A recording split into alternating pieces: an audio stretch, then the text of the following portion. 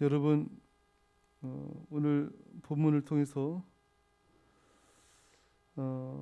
아합은 자신의 죄에 대한 하나님의 심판의 선언에 옷을 찢고 굵은 배로 몸을 동이고 금식하고 굵은 배에 누우며 부리주고 다녔습니다.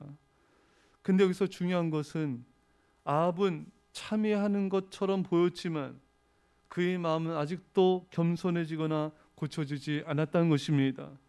이 이후에도 아합이 선지자를 계속해서 미워하는 것을 보게 됩니다. 열왕기상 22장 8절을 읽겠습니다. 자, 8절 하반절 8절 읽으세요. 시작. 이스라엘의 왕이 여호사밧 왕에게 이르되 아직도 이물라의 아들 미가야 한 사람이 있으니 그로 말미암아 여호와께 물을 수 있으나 그는 내게 대하여 길한 일은 예언하지 아니하고 흉한 일만 예언하기로 내가 그를 미워하나이다. 여호사밧이 이르되 왕 그런 말씀을 마소서. 아멘. 자, 이 아합 왕은 미가야 선지자가 흉한 일만 예언하니까 내가 그를 미워합니다. 여전히 아합은 선지자를 미워하는 마음과 그 교만함을 버리지 않았던 것입니다. 아합이 회개한 것은 사람들에게 그렇게 보여질 뿐이었습니다. 아합은 옷은 찢었지만 마음은 찢지 않았습니다. 겸비함의 겉모양은 있었지만 진정으로 내면의 겸비함과 진정 회개는 그에게서 없었던 것입니다. 사랑하는 여러분, 우리는 아합처럼 입술의 회개가 아닌 행함으로 돌이키는 회개를 해야 되는 것입니다. 입술의 말만 바뀌는 것이 아니라 우리 마음이 변화되어야 되고 삶이 바뀌어야 되는 것입니다.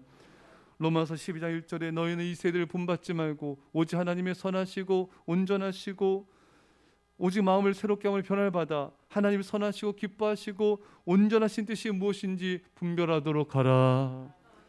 마음이 변화가 되어야 돼요. 그래서 마음의 변화, 진정한 변화가 일어나서 하나님이 선하시고 기뻐하시고 온전하신 뜻을 따라서 그 뜻을 따라 헌신하는 삶으로 변화되어야 되는 것입니다. 죄만 버리는 정도가 아니라 하나님께 온전히 드려진 삶으로 변화되어야 되는 것입니다.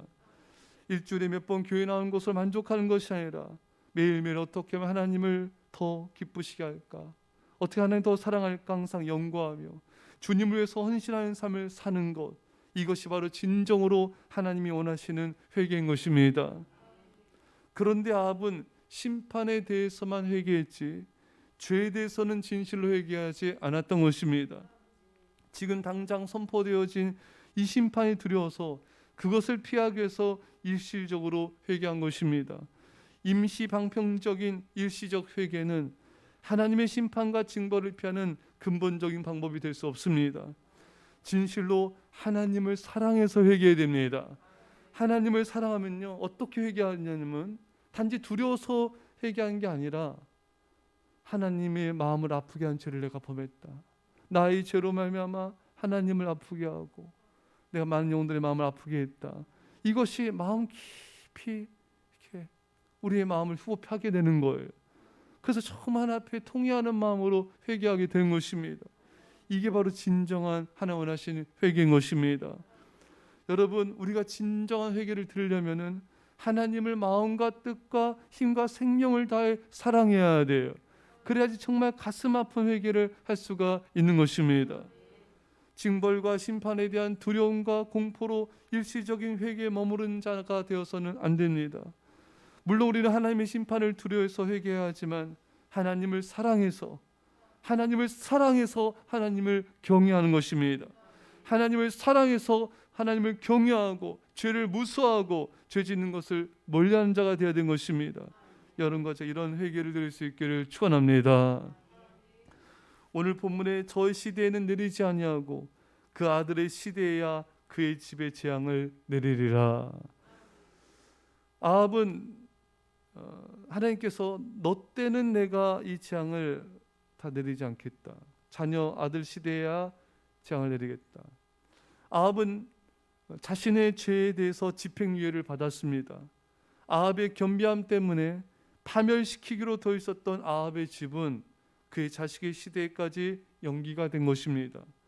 아합에게 내려진 선고가 무효가 된 것이 아니라 집행이 연기된 것뿐인 것입니다. 여러분, 이게 집행유예를 받았을 때 잘해야 됩니다. 이 국가에서도 죄 지은 사람에게 집행유예를 내리지 않습니까? 그 집행유예 기간에 죄를 범하면은 그 죄 선고된 게 바로 그 죄에 대한 형벌이 바로 실행이 됩니다.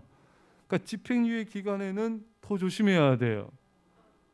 그 기회를 줬을 때 그 기회를 잃지 말아야 되는 것입니다. 여러분, 우리도 마찬가지. 우리도 하나님께 우리가 또 죄를 범하고 뭐 일반적인 죄도 있지만 우리가 또 하나님 앞에 또 잘못한 좀 반복된 또 하나님 기뻐하지 않는 이런 죄를 범했을 때 우리가 하나님 앞에 간절히 회개해서 우리도 아합처럼 자비와 공유를 받은 때가 있어요. 그래서 하나님께서 우리에게 집행유예 기간을 주신 것입니다. 다시금 우리에게 하나님 앞에 엎드려서 정말 기도하고 정말 하나님을 따를 수 있는 기회를 주신 것입니다. 집행유예 기간을 준 것이지 완전히 거기서 자유롭게 우리가 해방된 것이 아닌 것입니다. 그럼 이 기회를 줬을 때 우리는 더 하나님을 사랑해야 되고 더 충성해야 되고 더 헌신해야 되는 줄 믿습니다. 근데 사람들은 하나님께서 이렇게 우리 죄를 용서해 주시고 우리에게 어떤 집행유예 기간을 주셨을 때 그것을 남용해서 그것을 하나님 앞에서 잘못 선용해 가지고 오히려 다시 또 일생활로 돌아가고 하나님 멀리하고 불순종하는 이런 기회를 놓쳐버리는 어리석음을 범해서는 안 되는 것입니다. 사랑하는 성도 여러분과 제가 오늘 말씀을 통하여 하나님께서 우리에게 기회를 주실 때 결코 그 기회를 악용하지 마시고 그 기회를 놓치지 마시고 더 하나님을 사랑하고 더 진심으로 충성하고 우리의 마음 깊이 하나님을 따르는 그런 하나님 백성 주의 되시기를 간절히 축원합니다. 기도합시다. 사랑의 아버지 하나님, 아합은 겉형식은 겸비하는 것처럼 보였지만 참여하는 것처럼 보였지만 여전히 그는 선지자를 미워하고 하나님을 거역하는 교만한 죄를 버리지 않은 것을 보게 됩니다. 주님, 이것이 우리의 모습은 아닌지요? 우리 겉모습의 회개의 모양은 있지만 진정으로 입술에 회개나지만 정말 행함으로 돌이킨 회개, 그 회개가 우리가 못하고 있지 않은지 주님, 이제는 입술의 말이 아니라 우리 마음이 변화되게 하시고 우리 삶이 변화되게 하여 주시고 단지 그 죄의 아버지 안에 그 모면하기 위한 회개가 아니라 정말 주님을 사랑하고 헌신한 회개로 변화되게 하여 주옵소서. 하나님을 사랑함으로 죄를 두려워할 줄 아는 정말 죄를 멀리하는 진정 하나님 사랑하는 자가 되게 하여 주옵소서. 하나님 아버지, 하나님께서 아합에게 아버지 집행유예 기간을 주셨는데 우리에게도 참으로 아합처럼 우리에게 기간을 주신 적들이 있습니다. 이제 더 이상 그 기간을 놓치지 않게 하여 주시고 그 기회를 놓치지 않게 하여 주시고 정말 주님을 따르고 다시는 죄의 길을 가지 아니하고 진정 주님을 사랑하며 헌신하는 그런 믿음의 백성들 다 되게 하여 주옵소서. 감사드리며 예수님의 이름으로 기도합나이다. 아멘.